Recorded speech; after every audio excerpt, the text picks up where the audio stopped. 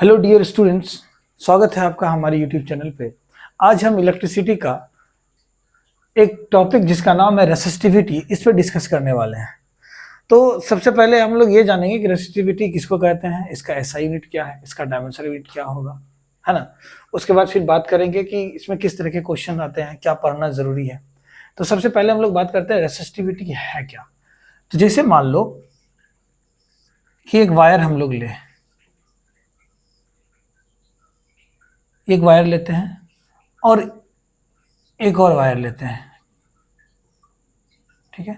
मान लेते हैं कि इसका लेंथ L है, इसको थोड़ा छोटा कर दें।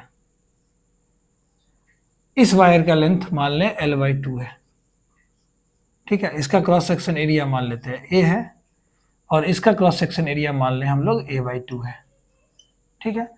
अब दोनों ही मान लेते हैं कि ये भी गोल्ड का वायर है और ये भी गोल्ड का वायर है। अब मटेरियल तो सेम हो गया, मतलब कौन सा मटेरियल है यहाँ जो वायर का है, मटेरियल है गोल्ड। अब रेसिस्टिविटी जो है ना, इसको हम लोग डिनोट करते हैं रो से। अब अगर गोल्ड का वायर है, चाहे वो मोटा लें पतला लें, क्रॉस सेक्शन एरिया घटा दें लंबा लें खींच लें, उससे मतलब नहीं है। इसका भी रेसिस्टिविटी जो होगा, इसका रेसिस्टिविटी मान लेते हैं ρ1 और इसका रेसिस्टिविटी हम लोग मान लेते हैं ρ2।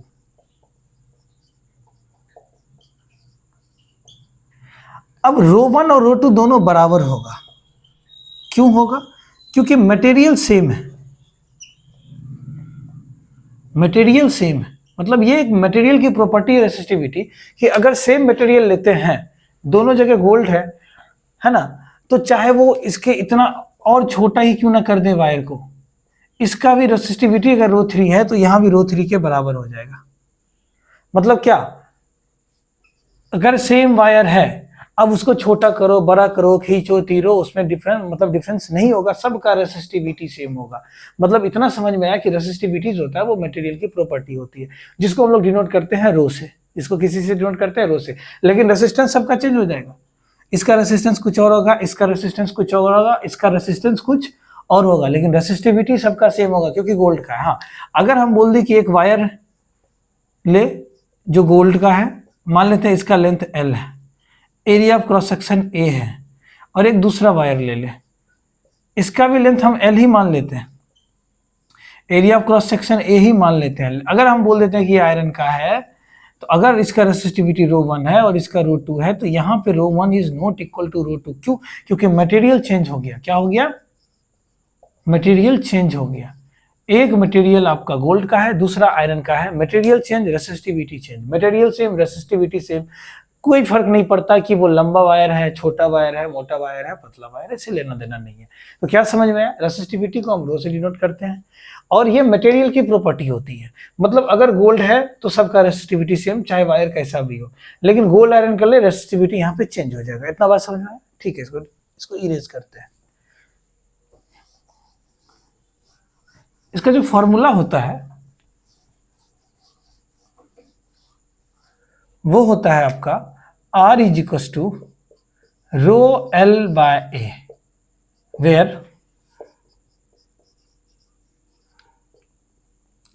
R आपका रेसिस्टेंस है, जिसको हम लोग ओम से डिनोट करते हैं, है ना। रो आपका रेसिस्टिविटी है, L आपका लेंथ है, और A area of cross section, area of cross section of wire, cross section of wire, area of cross section of wire. अगर हम इसको बढ़ाते हैं फर्दर तो क्रॉस मल्टीप्लिकेशन करते हैं, ρL इंटू 1 क्या हो जाएगा, ρL is equal to RA, R into A। तो रो इज इक्वल टू क्या हो जाएगा, RA/L। तो R रेसिस्टेंस ओम, एरिया का यूनिट मीटर स्क्वायर और लेंथ का यूनिट मीटर, मीटर से मीटर गया तो रेसिस्टिविटी का जो होगा वो क्या हो जाएगा, ओम मीटर हो जाएगा। इसका यूनिट आ गया आपका ओम मीटर, यूनिट क्या हो गया आपका, ओम मीटर। ये ऐसा यूनिट है, रेसिस्टिविटी का ऐसा यूनिट क्या होगा, ओम मीटर। अगर इसका डायमेंशनल यूनिट निकालते हैं तो निकालते हैं, ठीक है। इसको इरेज करते हैं।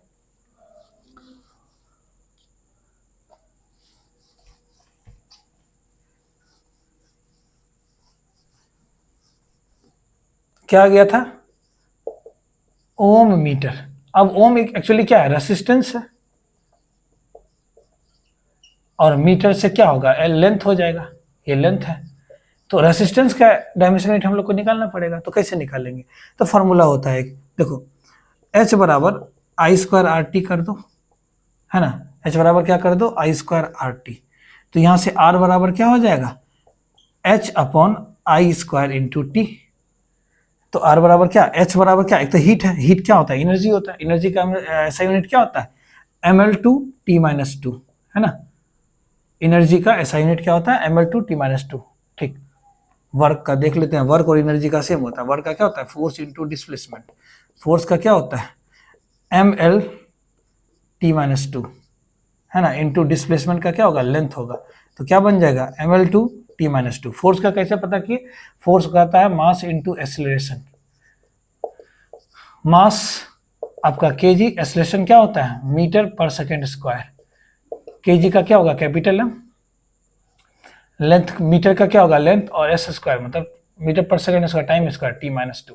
फोर्स का ml/t-2, ml/t-2 into length ml/t-2, ml/t-2 आ गया आपका, अपॉन ए स्क्वायर इंटू टी, है ना, टी पे पावर 1 होगा। अगर ये ऊपर गया तो क्या बनेगा, ml/t-3a-2, ये आपका रेसिस्टेंस का डायमेंशनल यूनिट। तो रख दे रहे हैं यहाँ पे ओम, मतलब क्या, ml/t-3a-2 इंटू लेंथ का L। तो ये क्या बन जाएगा, ml/t-3a-2, ये आपका रेसिस्टिविटी का डायमेंशनल यूनिट है। ठीक है, रेसिस्टिविटी का फॉर्मूला से हम लोग के मतलब रेसिस्टेंस बराबर R बराबर क्या बोले थे, रो L बाय ए। यहां से हम लोग क्या किए, रो इज इक्वल टू क्या लिखे, आर ए बाय एल। अब यहां से हम लोग आर रेसिस्टेंस ओम, ओम रखे, area metre square, upon length का क्या रखे थे, मीटर रखे थे। तो ये मीटर से मीटर खत्म हुआ तो क्या बना, ओम मीटर। और इस ओम मीटर से हम लोग डायमेंशनल यूनिट निकाले किसका, रेसिस्टिविटी का। कैसे पता चला, रेसिस्टेंस, ओम से रेसिस्टेंस होता है, रेसिस्टेंस का कैसे निकाले, H बराबर आई स्क्वायर आर टी करके, जूल्स लॉ ऑफ हीटिंग, है ना। यहां से हम क्या निकालिए, रेसिस्टेंस का डायमेंशन यूनिट निकाले और यहाँ मीटर से मल्टीप्लाई कर दिए, तो ml/t-3a-2 ये रेसिस्टिविटी का डायमेंशनल यूनिट हो गया। चलिए ठीक है, अब एक टॉपिक और इसी में आगे बढ़ते हैं। अब जैसे मान लीजिए इसमें क्वेश्चंस किस तरह का आता है ये हम देख लेते हैं। इसका एक फॉर्मूला है, बहुत ही शानदार फॉर्मूला, वो अगर जान जाएंगे तो फिर कोई इश्यू नहीं होता है क्वेश्चन बनाने में। ठीक है, तो फॉर्मूला क्या है, हम लोग क्या सीखे हैं अभी, R is equal to rho L by A. ठीक है, मान लो एक वायर हम लोग लिए, ठीक है, अब मान लीजिए वायर गोल्ड का ही हम लोग ले लिए। ठीक है, अब बोल रहे हैं कि इसका लेंथ L है, area of cross section A है। ठीक है, area of cross section A है, लेंथ L है, और इसका रेसिस्टेंस R मान लेते हैं, मतलब area of cross section A1 मान लेते हैं, लेंथ L2 मान लेते हैं, और रेसिस्टेंस हम मान लेते हैं R1। अब इसी वायर को बोला है कि खींच दिया, कितना खींच लिया, डबल खींच लिया गया। कितना खींच लिया गया, डबल खींच लिया गया। तो डबल खींचेंगे तो इसका जो लेंथ अब क्या हो जाएगा, L मान लेते हैं L1, लेंथ इसका L2 होगा, और L2 किसके बराबर होगा, L2 ही होगा, डबल खींचे हैं तो कितना, L था तो 2L हो जाएगा। एक चीज याद रखना, जितना लेंथ खींचेगा, जितना टाइम्स लेंथ होगा उतना टाइम्स एरिया क्या होगा, डिवाइड हो जाएगा, क्योंकि जब खींचेंगे तो ये पतला होगा, इतना मोटा बचेगा नहीं एक्चुअली में। एक रबर है, बहुत मोटा रबर है, ठीक है, उसको जब खींचेंगे रबर को तो क्या होगा, पतला हो जाएगा ना, मोटा रबर है, इतना मोटा रबर है। अब इसको खींचेंगे, अब लेंथ फिक्स है तो ये area of cross section same है, जब इसको खींचेंगे तो ये पतला होगा, पतला होगा तो इसका एरिया घटेगा, लेंथ बढ़ेगा तो एरिया घटेगा, अगर एरिया बढ़ेगा तो लेंथ बढ़ेगा। एक चीज और, जितना टाइम्स लेंथ बढ़ेगा उतना टाइम्स एरिया घटेगा, मतलब डिवाइड कर देंगे। अगर इसकी एरिया की बात करें तो A2 जो होगा इसका, A2 एक्चुअल में A/2 हो जाएगा, और लेंथ जो होगा वो 2L होगा। तो जितना टाइम्स लेंथ मल्टीप्लाई होता है एरिया उतना टाइम्स डिवाइड हो जाता है, एरिया क्या हो जाता है, उतना टाइम्स डिवाइड हो जाता है। ठीक है, ये इसको हम सॉल्व भी करेंगे, लेकिन हम फॉर्मूला निकालने की कोशिश कर रहे हैं। ठीक है, एरिया उतना टाइम्स डिवाइड होता है, A2 मान लेते हैं इसको, यहाँ पे A1 एरिया था, और इसका रेसिस्टेंस कुछ R2 मान लेते हैं। ठीक है। अब क्वेश्चन पूछता है कि रेसिस्टेंस R2 क्या होगा। इसका रेसिस्टेंस मान लेते हैं R है, तो R1 है, तो R2 क्या होगा। इसका रेसिस्टेंस मान लेते हैं R है, तो R2 कितना होगा। इस तरह से क्वेश्चन आता है। तो एक काम करते हैं, ये भी गोल्ड का ही है, सॉरी ये भी गोल्ड का ही है, ये भी गोल्ड का ही है। यहाँ पे जो फॉर्मूला लगेगा R इज इक्वल टू क्या होगा, रो L1 है ना, रो L1 बाय A1 होगा, रो L1 बाय A1। अब यहाँ पे क्या होगा, R डैश अगर हम बात करें न्यू रेसिस्टेंस का, तो R डैश बराबर क्या होगा, इसके लिए मानते हैं R2 लिए ना, R2 बराबर क्या बोलोगे, रो L2 बाय A2, रो L2 बाय A2। ठीक है, पहले तो ये था, अब क्या होगा, रो तो रो ही है, क्यों, क्योंकि मटेरियल है, चेंज नहीं हुआ। L2 कितना हो गया, L2 2L हो गया है, डबल खींचे तो L2 कितना हो गया 2L, और A2 कितना हो गया A/2 हो गया, A/2 हो गया, क्या हो गया A/2 हो गया। तो अब देखो R2 कितना आ रहा है तुम्हारा, रो इंटू ये 2 ऊपर जाएगा, कितना हो जाएगा 4L/A, तो क्या 4 इंटू रो L/A। अब रो L/A एक्चुअल में है क्या, कि यही तो है, L1 का ना L2 हुआ, मतलब ये एक्चुअल में L1 है और ये A1 है ना, इसका रेसिस्टेंस R1 L1 जो भी है। तो जो नया रेसिस्टेंस आया क्या गया, 4 टाइम्स ऑफ ओल्ड रेसिस्टेंस, 4 गुना हो गया। जो न्यू रेसिस्टेंस आया वो 4 टाइम्स ऑफ R हो गया, 4 गुना हो गया। वैसे भी जितना लंबा वायर उसका रेसिस्टेंस बढ़ जाता है, रेसिस्टेंस बढ़ता है तो करंट उसमें कम फ्लो करता है ना, उतना पहले उतना नहीं करता। इसलिए ना बोलता है कि दूर अगर जितना ज्यादा लंबा वायर है तो चार्ज उतना स्लो होता है, यही चीज है। वायर बढ़ने से क्या हुआ कि इसका रेसिस्टेंस बढ़ा तो करंट को ज्यादा अपोज करेगा। यहाँ पे करंट को कम अपोज कर रहा था, यहाँ रो L1 बाय A1 है, यहाँ भी लेंथ। अब ये नहीं समझ, ये यहाँ पे कंफ्यूज मत होना कि रो L/A था और इसको R के बराबर क्यों रख दिया गया। रो L/A है एक्चुअली में, यहाँ भी रो L/A ही है, ये L1 का ही ना डबल किया गया तो 2L हो गया। L2 कितना हो गया 2L हो गया, तो L2 2L रखे। अब A2 कितना हो गया, A2 A/2 हो गया, तो A/2 रखे तो यहाँ 4 टाइम्स R हो गया। तो चलो ऐसे बनाना, लेकिन हम क्या कहना चाह रहे हैं कि मान लेते हैं कि ये गोल्ड का है, ये भी गोल्ड का है, तो इसका रेसिस्टेंस मान लेते हैं R1, इसका रेसिस्टेंस मान ले R2। तो R1 बराबर क्या बोलोगे, R1 बराबर बोलोगे रो L1 बाय A1, ठीक है, और R2 बराबर क्या बोलोगे, रो L2 बाय A2। अब कुछ भी हो, डबल ट्रिपल कुछ भी हो, जितना टाइम्स बढ़ेगा एरिया उतना टाइम्स घटा देना, जितना टाइम्स एरिया बढ़ेगा लेंथ को उतना टाइम्स क्या करते हैं, डिवाइड कर देना। बोलेगा कि एरिया 2A हो गया, यहाँ पे एरिया A है और बोलेगा इतना मोटा हम कर दिए 2A एरिया कर दिए। जब एरिया 2A किए तो जब एरिया जितना ज्यादा इसको पचकाएंगे, इसको हम दबाएंगे तो एरिया बढ़ेगा तो लेंथ तो घटेगा ना, तो लेंथ L/2 हो जाएगा। 4A हुआ तो L/4 हो जाएगा, है ना। 8A हुआ तो L/8 हो जाएगा। जितना टाइम्स एरिया बढ़ेगा उतना टाइम्स लेंथ घटेगा, और जितना टाइम्स लेंथ बढ़ेगा एरिया उतना टाइम से डिवाइड। मतलब एक तरफ मल्टीप्लाई हुआ तो दूसरा टाइप मस्ट है कि तुमको डिवाइड करना पड़ेगा।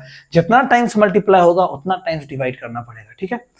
अब देखो, अब हमको ये नहीं, इसको भी भूल जाते हैं। यहाँ देखते हैं, अगर R1 की बात करते हैं, गोल्ड का ही वायर था तो इसका R1 क्या होगा, रो L1 बाय A1, और R2 की बात करते हैं तो रो L2 बाय A2। दोनों जगह रो क्यों रखा गया, रो इसलिए रखा गया कि दोनों एक ही मटेरियल को खींचतीर करेंगे ना, दो मटेरियल को तो नहीं करेंगे।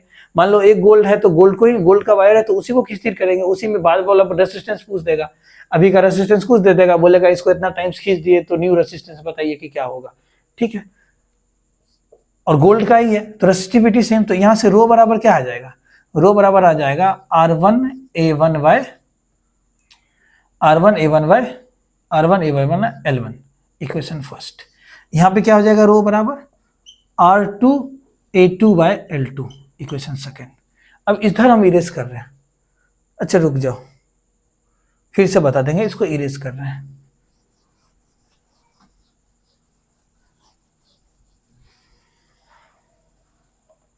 ठीक है, तो क्योंकि गोल्ड का वायर था और ये भी गोल्ड का ही वायर था, दोनों सेम ही वायर को खींचतीर किए तो रेसिस्टिविटी सेम होगा, मतलब 1 और 2 बराबर हो जाएगा, 1 इज इक्वल टू 2। तो रो 1 ये वाला रो और ये वाला, इसको मान लेते हैं रो 1, इसको मान लेते हैं रो 2। तो rho 1 is equal to rho 2। Rho 1 की वैल्यू कितनी, R1A1 by L1 is equal to R2A2 by L2। ये फॉर्मूला याद रखो और इससे क्वेश्चन बन जाएगा। जो क्वेश्चन अभी हम लोग दिए थे, क्या बोले थे कि एक वायर है गोल्ड का या आयरन का, मान लेते हैं आयरन का वायर है, ठीक है, 4 टाइम्स आया था, देख लेते हैं, जिसका लेंथ L था, area of cross section A था, रेसिस्टेंस R था, ठीक है। बोला कि इसी को डबल कर दिया गया, ठीक है। जब डबल किया तो इसका लेंथ क्या आ जाएगा, L/2, area of cross section क्या हो जाएगा, सॉरी, ये L/2 नहीं होगा, ये 2L हो जाएगा, और एरिया ऑफ क्रॉस सेक्शन क्या हो जाएगा, A/2 आधा हो गया, ठीक है। और इसका रेसिस्टेंस पूछ देगा R' क्या होगा, तो क्या बोलना है, R1 A1/L1, ठीक है। R1 कितना है, R है, A1 कितना है, A है, और L1 कितना है, L है। RA/L is equals to R2 कितना, R' जो कि फाइंड आउट करना है, A2 कितना है, A/2, और L2 कितना है तो आपका 2L। अब A/2 2L कितना बन जाएगा, 4 बन जाएगा। RA/L is equals to R'(A/4L) हुआ, R'(A/4L). अब A खत्म, मुझे क्या चाहिए, R' चाहिए, तो क्या होगा, R' इज इक्वल्स टू मतलब R' इंटू L हो जाएगा, क्रॉस मल्टीप्लिकेशन कर दे रहे हैं, R' इंटू L इधर बता देना, ठीक है। इसको इरेज कर रहे हैं यहाँ पे, हाँ, यहां से R' into L is equals to R into 4L, ठीक है। तो L से L खत्म, तो R' बराबर कितना हो गया, 4 टाइम्स R। मतलब जितना रेसिस्टेंस पहले था, अब R' जो हो गया, वायर को खींचने के बाद 4 गुना हो गया। अगर इसमें बोलते कि 20 ओम रेसिस्टेंस है, तो नया रेसिस्टेंस कितना हो जाता, 4 इंटू 20 ओम, जो आपका आ जाता 80 ओम। अब कुछ भी पूछे, यहां से क्वेश्चन बन जाएगा। ये फॉर्मूला याद रखना, R1 A1/L1 is equal to R2 A2/L2। Okay, thank you. इतना पढ़िए, फिर इसके बाद नेक्स्ट में कोई दूसरा टॉपिक लाएंगे। Okay, thank you so much.